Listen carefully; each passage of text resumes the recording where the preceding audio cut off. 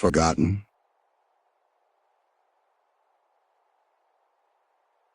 Final chapter. Lucas took his truck, an old and worn-out machine, and hit the road. It was a dark night with no moon or stars, where silence seemed to drown everything. The engine roared loudly as he accelerated, leaving his empty home behind. He held a bottle of whiskey in his hand, alternating between drinking and driving. The road was wide and desolate, perfect for someone who wasn't afraid of losing everything because he had already lost it. He threw the lit cigarettes into the car, as if the fire could consume what was left of his life. The embers fell onto the old seats, sizzling without him caring.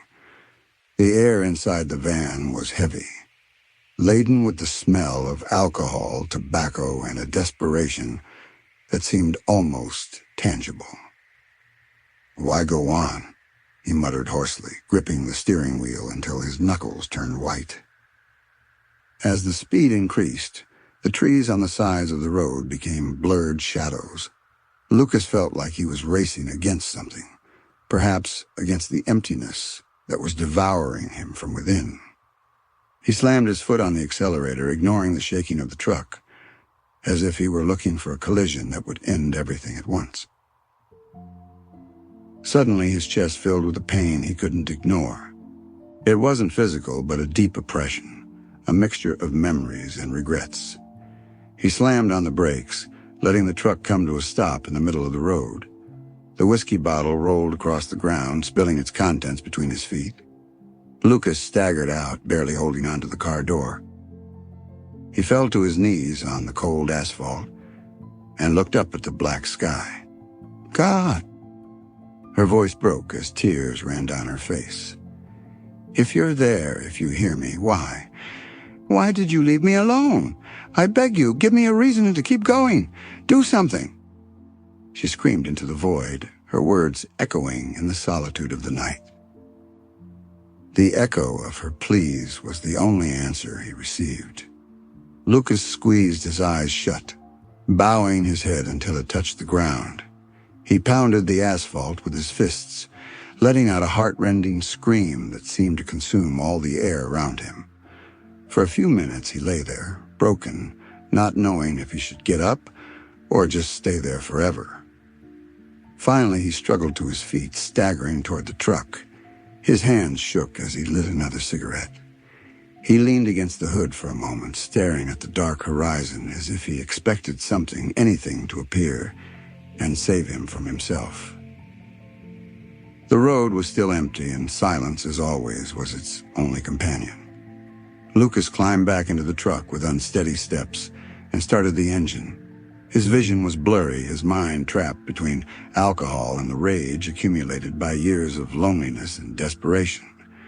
Without a clear direction, he accelerated, leaving behind the tire marks on the asphalt, as if he were fleeing from a past that always haunted him. He had barely gone a few meters when the flashing lights of a patrol car turned on behind him. A police officer signaled him to stop. Lucas slammed on the brakes, staggered out of the truck, and faced the officer, a lit cigarette between his lips and a defiant expression on his face. "You're drunk, sir. You can't drive like this," the policeman said in a firm voice, trying to maintain his composure. Lucas looked at him with contempt, throwing the cigarette to the ground. "The only drunk here is you damn Japanese." The officer frowned, visibly annoyed. "I'm not Japanese, and I'm not going to allow you to disrespect me." Lucas took a step towards him, his breath thick with alcohol. "If you're bothering me, you're Japanese. You don't know who you're talking to, you piece of shit." The policeman, already losing patience, put a hand on his gun. "Enough. You are under arrest." When the officer tried to handcuff him, Lucas reacted with unexpected force, struggling with him. In the midst of the altercation, he managed to snatch the gun from him and, without hesitation, brutally beat him with the butt until he left him bloodied on the ground. The policeman, badly wounded, managed to activate his radio to call for reinforcements. Lucas, seeing that other patrol cars were arriving quickly, took position behind his truck as if he were on a battlefield.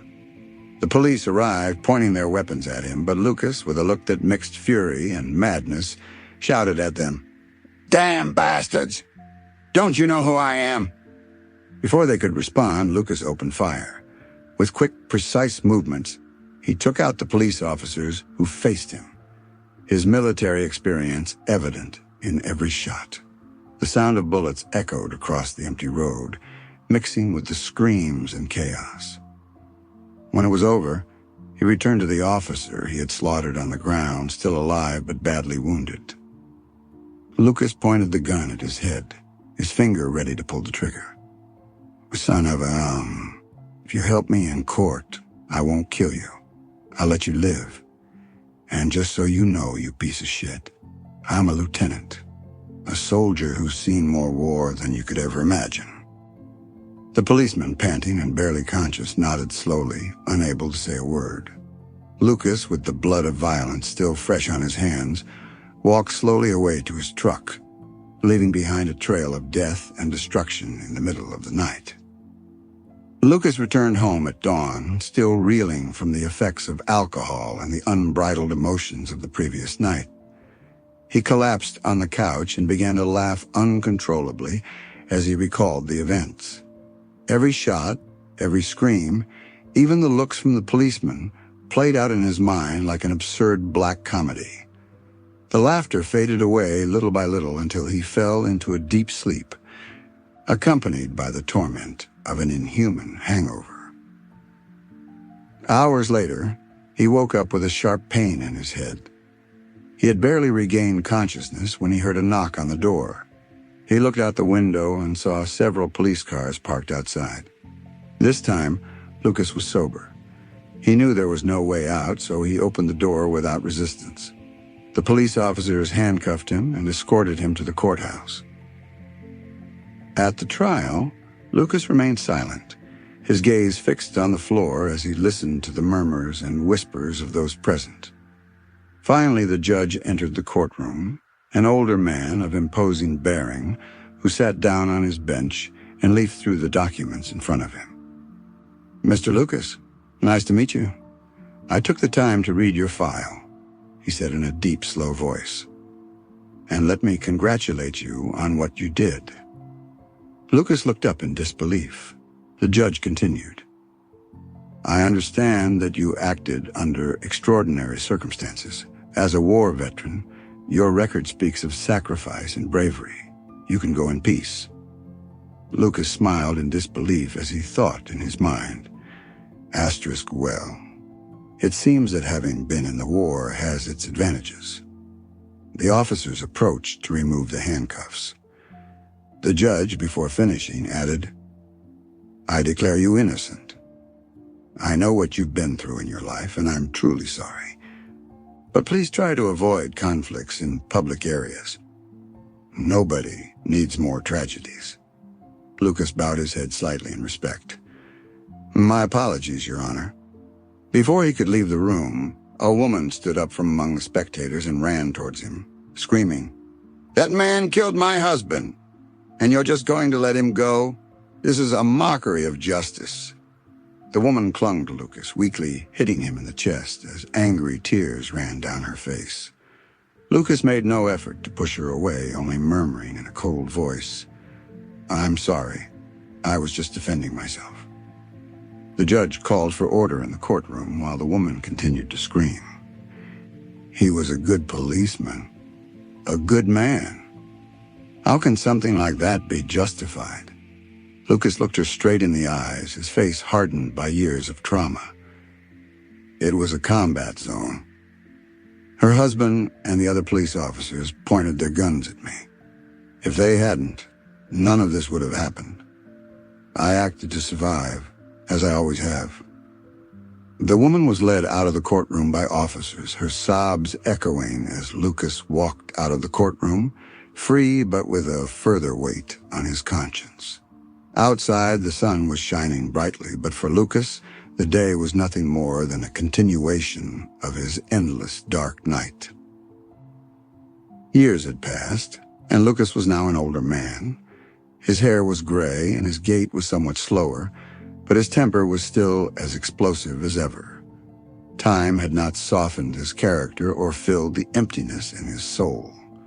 One day, while shopping at the neighborhood supermarket, he decided to buy a new pair of shoes. He needed something comfortable for his long, solitary walks. In the shoe section, he asked for help from a young employee who barely spoke English. She was French, and her accent made communication difficult. The girl, well-intentioned but inexperienced, brought him a pair of shoes of the wrong size. Lucas began to get irritated. "This isn't my size, girl. I asked for a 10, not a 7. The young woman, confused, stammered an apology as she tried to explain herself, but Lucas didn't understand a word. His patience, already short, was beginning to wear thin. Noticing the altercation, the supervisor of the place approached. "Is there a problem, sir?" he asked in a haughty tone. Lucas looked at him coldly. "Do you have any problems?" "No, sir, none. Can I help you?" Lucas looked him up and down and replied with a tone full of sarcasm. "Is there a trash can nearby?" The supervisor, surprised, replied, "Yes, sir, we have several. Do you need me to tell you the closest one?" "Of course. It's just that I'm old and it's hard for me to walk." The supervisor, not catching the irony, led him to a nearby trash can. Lucas looked him straight in the eyes and said, "I appreciate it. Do you see that boat?" "Yes, sir, I see it." "Well, you should be in there." The supervisor laughed, thinking it was a joke. Lucas, however, looked at him seriously. "I didn't tell any jokes. You should really be there." The supervisor's laughter increased, causing Lucas's anger to reach its limit. Without warning, he tried to push the man into the trash can. The supervisor resisted, and the scene attracted the attention of the other employees. The supermarket security guard came running and lunged at Lucas to stop him. Lucas, with surprising agility for his age, put him in a headlock and threw him to the ground. That's when they called the police. The officers arrived quickly, alerted by the chaos in the supermarket. They knew that Lucas was armed, as he always was. Seeing him leave the establishment with his hands up but with a defiant look, one of the policemen shouted at him, "Sir, come out with your hands up." Lucas walked out slowly, his face impassive. "And you sons of, treat everyone like this?" he said firmly. "It's all about targeting the citizen. Damn useless bastards." Noticing several officers pointing at him from different angles, Lucas stopped and smiled with a crazy glint in his eyes. "Catch me if you can," he said before turning and running back to the supermarket. The cops followed him, but Lucas knew the place better than they did. He hid among the racks of clothing, moving silently as the officers searched for him. At one point, he even played a prank on them. He moved a shopping cart into the aisle where the cops were, distracting them. Taking advantage of the chaos, he reached the supermarket's power box and turned off the lights, plunging the place into darkness. In the midst of the confusion, he managed to slip away. Before leaving, he approached one of the unsuspecting police officers and, with a provocative gesture, slapped him on the back of the head. "See you later, you bastards," he shouted as he ran off into the night. Lucas managed to escape once again, leaving behind a trail of chaos and suppressed laughter, as if the world were his stage and everyone else were just actors in his twisted comedy. Lucas's days passed in a monotony broken only by his own ramblings. Every day he seemed older, not so much because of the years, but because of the weight of a loneliness that had become his only constant companion. Despite this, he made an effort to stay active. Every morning he went out to the backyard of his small house to do exercises. A few push-ups, rudimentary jumps, and stretches that he didn't always manage to complete without panting. Disco music in full swing was beginning to fill the radios of the time. Although Lucas had always been a man of more sober tastes, Something in those vibrant rhythms seemed to give him energy. One afternoon, while a song was playing on the small radio on the table, Lucas could not resist. He got up from his rickety chair and began to dance in the middle of his living room. "Come on, Lucas. Show them how it's done," he said as he moved awkwardly, trying to keep up. Amid staggering steps and twists that almost made him lose his balance, his shadow on the wall caught his attention. With a crooked smile and eyes filled with a mixture of melancholy and madness, he addressed her. "Hello, pretty lady. Would you like to dance?" Then, imitating a high-pitched, feignedly feminine voice, he answered his own question. "No, I don't want to dance. Make love to me, Mr. Lucas." Lucas let out a hoarse laugh and replied in a gallant tone, "With pleasure, darling." He approached the wall as if he were really courting his own shadow, but soon burst into laughter and sank into the chair. This improvised theater was nothing more than a desperate attempt to fill the emptiness that surrounded him. After a while, he pulled a bottle of whiskey from under the table and poured a generous glass. He settled himself in front of the television, one of those bulky boxes he had recently acquired. He turned on the set and began watching a game show.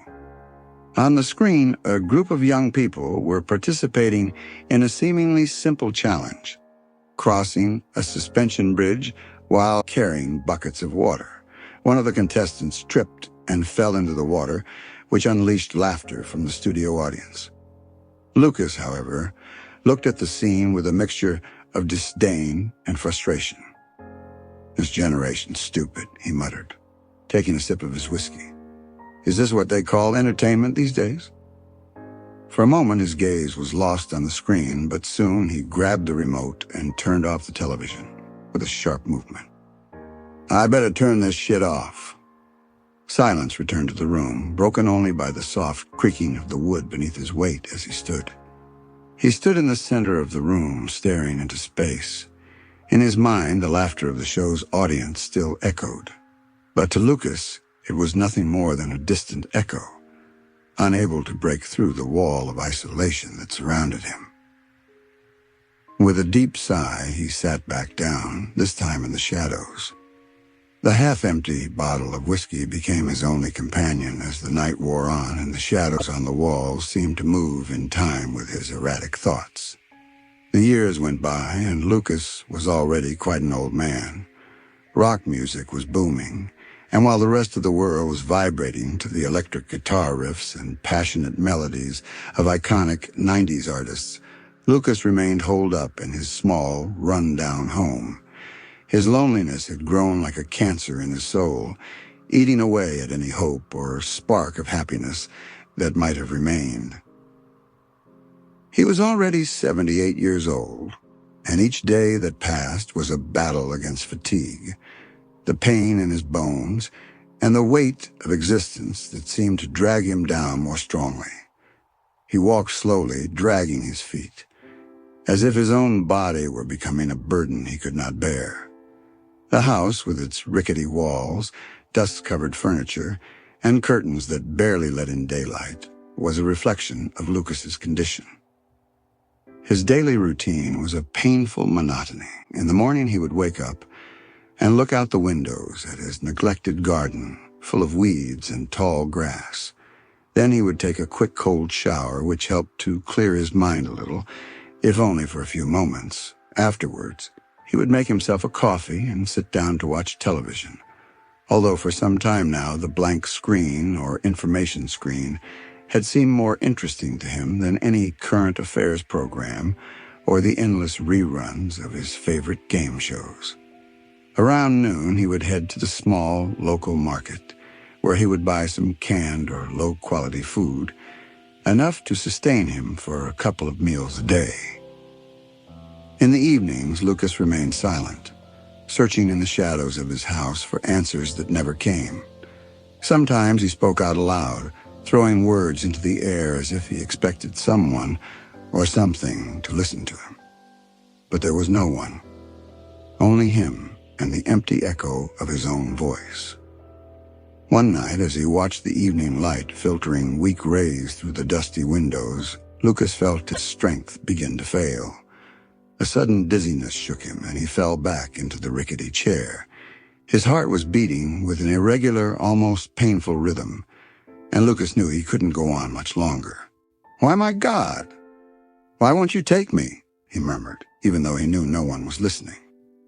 Darkness closed in around him, thicker than ever, and Lucas let time pass, indifferent to his fate. Lucas was very old. The years flew by, along with his loneliness. It was December, one of the most anticipated festive times of the year. But for him, Christmas only represented more emptiness. The night fell slowly, dark and cold, while a fine rain fell on the roof of his gray house, a structure abandoned to the whims of time. Inside, the living room was barely illuminated by the dim light of a floor lamp. A Christmas tree, bare and devoid of any ornaments, stood in the corner as a sad reminder of the holiday that had ceased to be. Sitting on a rickety couch, Lucas drank whiskey and smoked his fifth cigarette of the night. The smoke intertwined with the cold, damp air, creating a heavy atmosphere, impregnated with loneliness. The soft melody of the rain on the roof added to the serenity of his abandonment, until a song began to play on the radio he had turned on to keep his misfortune company. Asterisk. "Come to My House This Christmas," asterisk, by Luis Aguilé. The melody, although full of hope, struck his soul with the cruelty of a wish never fulfilled. He stood up slowly, each step echoing on the old wood beneath his feet. They were firm steps, but laden with a sadness that only years and hopelessness could accumulate. Going to the corner of the room, he turned off the radio and, without hurrying, approached the nightstand. There, a thick, rustic rope rested, carefully prepared, awaiting the action of someone who had already made a decision. With a precise gesture, he took a high chair and placed it under an old beam in the ceiling. Without hurrying, he passed the rope over the beam, securing it with the meticulousness of someone who has thought through every detail. The beam was old and creaked under the weight. Suddenly it broke, and Lucas fell to the ground hard, hitting the cold, dirty floor. He lay on the ground, exhausted, with no strength to get up. A deep silence filled the room until suddenly a loud knock was heard on the door. Lucas, stunned, slowly stood up and with a broken voice asked, "Who's bothering us at this hour?" When he opened the door, he saw a woman, a familiar figure, but one he could not quite recognize. She was crying inconsolably, a river of tears running down her face.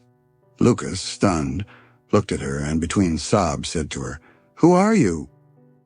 The woman, without hesitation, threw herself at him, hugging him tightly as she continued to cry. And finally, with a trembling voice, she said to him, "I'm your sister, Lily. They told me you were dead, but I didn't believe it. I didn't believe it." Lucas, confused and bewildered, stared at her. His eyes reflected a mixture of disbelief and pain. Finally, tears began to flow from his own eyes, and between sobs, he murmured, "I'm sorry. I'm sorry for not cleaning the house.